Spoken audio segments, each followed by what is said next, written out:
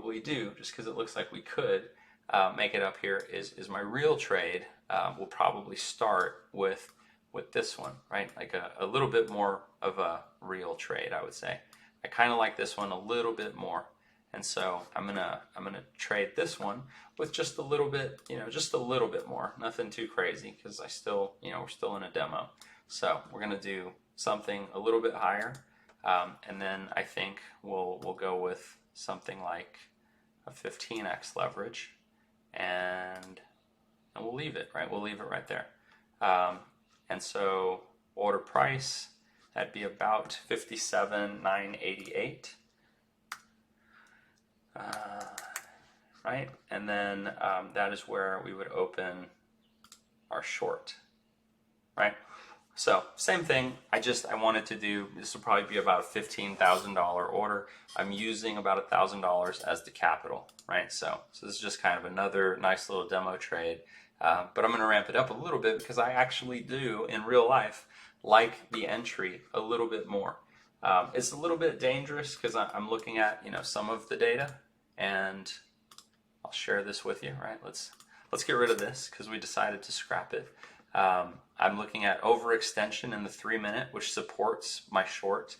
I'm looking at some linear regressions here in the midterm that are overall bearish, breaking bearish. I'm looking at some bullish data here in the short term, which explains why price action may actually take me to my entry. And my goal actually for this demo would simply be to enter and then take profit, right? Just to show a quick entry and a quick take profit if it goes my way, right?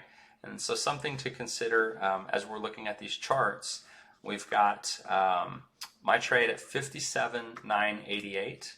And so let's make it real, right? Over here, 57,988, there it is. Now, I like that on the 4-hour, there is that purple line there, right? So if you work with like moving averages to a degree, never hurts, right? So that's about 58,103. So I'll take that information and then I'll plug it over here. 58,135, probably something like this. We could make it 58,117, right? So as we get up there, that's about where I would look for my stop to like come into play. That's where I would probably even click the sell button, whatever it takes. If it breached that, maybe I'd escape it, with my goal being to enter at the green, right? We play the same game one more time. So with that being said, that's how we did it. You guys got to see one that didn't work out, how easy it is to kind of abandon ship for a relatively small amount without panicking or anything like that. And then you kind of get to see why there's reason to believe that would be the next place that we could definitely encounter a degree of resistance. And so people in general are always watching real-time price action. So you can bet there's a number of people that are just watching this time frame and they're like, the bull market is back on. so just always, like last night, there was a pretty significant move, and I guarantee you there was that crowd that just felt like the bull market was back. And it's silly because it already retraced since then.